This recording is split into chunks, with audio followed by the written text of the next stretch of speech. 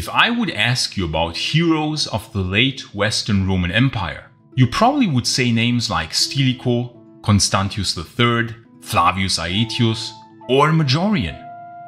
But a character that is quite often overlooked and who was extremely competent was Marcellinus of Dalmatia. In the years when there were the last real chances to save the Western Roman Empire, in the days of Aetius, of Majorian and of Anthemius, Marcellinus of Dalmatia was a tireless general, a tireless restorer of the old ways who tried everything in his power to aid the last great generals and emperors in restoring the old glory of Rome. Not much is known about Marcellinus' early life, nor how old he was. We just know that he was a friend of Flavius Aetius, the Magister Militum of the Western Roman Empire, the very Flavius Aetius who had helped to defeat Attila the Hun. He might have even fought side by side with Aetius at the legendary Battle of the Catalaunian Plains in 451, where the Western Roman Empire had one of its last great victories, together with the allied Germanic tribes against a vast army of Huns and their allies. But then in 454, Aetius was murdered by the utter idiot of an emperor, Valentinian III, who I think was one of the worst Roman emperors of all time. Marcellinus, who had his home base in Dalmatia, immediately rebelled upon hearing that his old friend Aetius had been murdered by the emperor himself, thus making Dalmatia an independent province and splitting it off from the Western Roman Empire.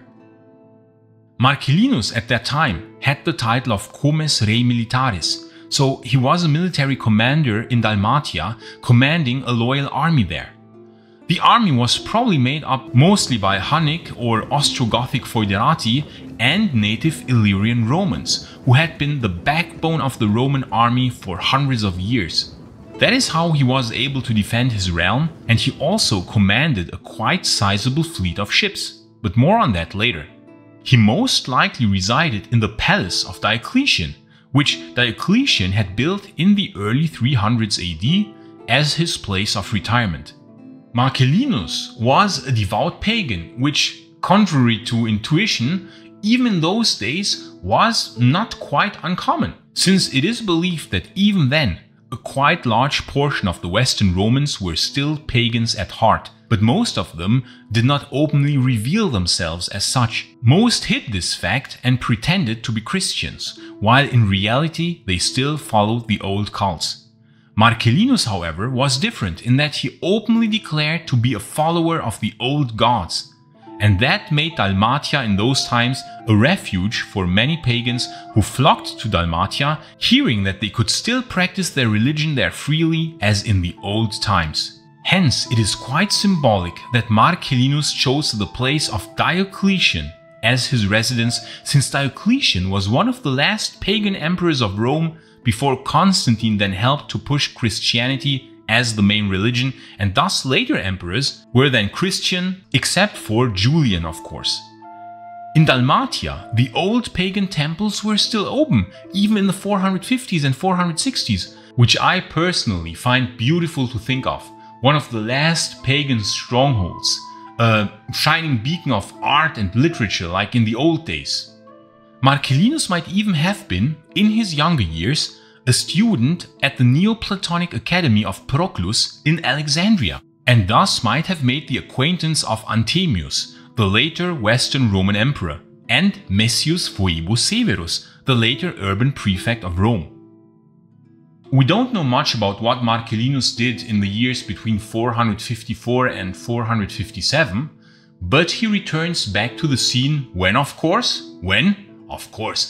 favorite boy Majorian became emperor, in the year 457. That's right, the emperor after whom I named this channel, because he was just an awesome guy.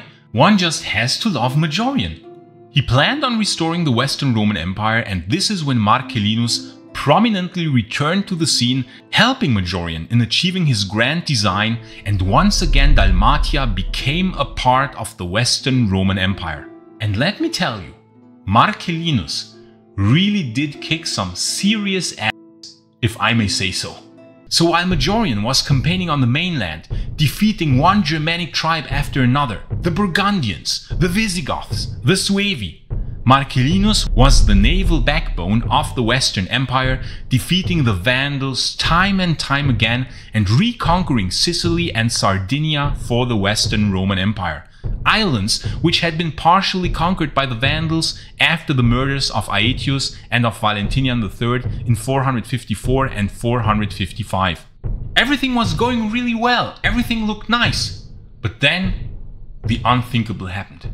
Majorian's 300 ship strong fleet was destroyed near Carthago Nova in 460 or 461. And then, to make matters worse, the treacherous bastard Ricimer brutally murdered the glorious Emperor Majorian like the little backstabber that he was. Ricimer, if I would have a time machine, you little... Upon hearing this, Marcellinus again split off Dalmatia from the Western Roman Empire and even was contemplating of attacking Ricimer in Italy. But Marcellinus was persuaded only by Leo I, the Eastern Roman Emperor, not to do so, fearing that it would plunge the West into chaos. But Ricimer additionally might have also bribed some of Marcellinus' troops as well, so that might have been an additional reason why Marcellinus did not act against Ricimer. Aegidius, another great general and friend of Majorian, also rebelled in Gaul and split off as well from the Western Roman Empire. And the brother of Marcellinus was Nepotianus, whom Majorian had made governor of Hispania after his great victories there. Nepotianus fled from Hispania as the province fell back to the Visigoths, returning to Dalmatia. The son of Nepotianus, the nephew of Marcellinus, would be none other than the last Western Roman Emperor Julius Nepos. In 464 or 465 then, Marcellinus went back to Sicily to defend the island against new attacks by the Vandals. It was during this time that Marcellinus was made Magister Militum by Leo I. His power now had grown so much that he again contemplated to attack Ricimer in Italy. But again, this was prevented on request of the Italians themselves, who didn't want a civil war. My theory is that it was probably corrupt Roman senators who had sided with Ricimer. Bloody traitors. They sent envoys to Leo and requested Leo to persuade Marcellinus not to attack Italy. And thus Marcellinus did not attack Italy, and the major a-hole Ricimer was again allowed to continue living. In 467 then, a new emperor was sent by Leo I, called Anthemius, to the west to become the new Western Roman Emperor. Marcellinus accompanied Anthemius to Rome, where Anthemius indeed became Emperor of the West, and so Dalmatia again became part of the Western Roman Empire. Anthemius and Marcellinus might have known each other from earlier days, as I mentioned before, because they might have all been students at the Neoplatonic Academy of Proclus in Alexandria.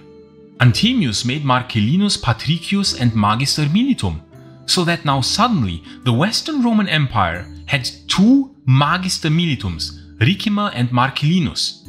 Needless to say that Ricimer was not too happy with that arrangement. But it was a very wise move by Anthemius, since having a counterweight to the really ruthless and evil Ricimer was certainly a very good idea. Anthemius was probably also a pagan at heart, because it is said that he planned together with Messius Phoebus Severus, whom he also knew from Proclus's Neoplatonic Academy, to restore the old pagan cults at Rome. Incredible if you ask me to think about that. Something like that might still have been contemplated in the late 460s.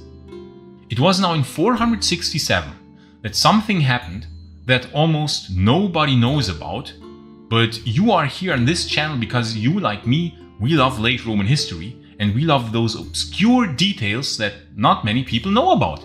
In 467, get this, Anthemius already planned to destroy the Vandal kingdom, and he organized a reconquest of Africa together with none other than Marcellinus. Ricimer was of course as always neglected, because why would you want to have Ricimer in your party, seriously? Anyway, so the fleet was sent out. We don't know how large it was, we don't know how many ships and soldiers participated, but we do know that due to a series of huge storms that summer of 467, the fleet had to return and the mission was aborted. But in 468 then, the final try to restore the Western Roman Empire was undertaken. This time the Emperor Leo I participated in that effort and sent a huge fleet of 1,100 ships. I talked in detail about that whole undertaking in that video here. It was a threefold attack. A certain Heraclius was to land in Tripolitania and advance by land towards Carthage. The main fleet with Basiliscus was to land at Cape Bon and unload huge amounts of soldiers and attack Carthage together with Heraclius. And Marcellinus was to definitely defeat the Vandals in Sicily and Sardinia and then join the others for the final attack on Carthage. Everything went well. Heraclius was advancing on land. One city after another fell to the insane power of the Romans. The main fleet had inflicted a series of heavy defeats on the Vandals. They had no chance against such Eastern Roman superiority. Our boy Marcellinus was making great progress as well. He again reconquered Sardinia and Sicily for the Western Roman Empire like the true hero that he was. But then the disaster happened that hurt so much, I don't even really want to talk about it. But I have to. The idiot commander Basiliscus. Sorry, I wish I would find a friendlier formulation, but I cannot think of one. Probably under the influence of the Eastern Roman Magister Militum Aspar, gave Gaiseric, the brutal and highly intelligent king of the Vandals, time to surrender and to prepare terms for that surrender. Of course, this was just a trick by Gaiseric, and Gaiseric, this old major a-hole, prepared a fleet of fire ships which he landed against Basiliscus's main fleet.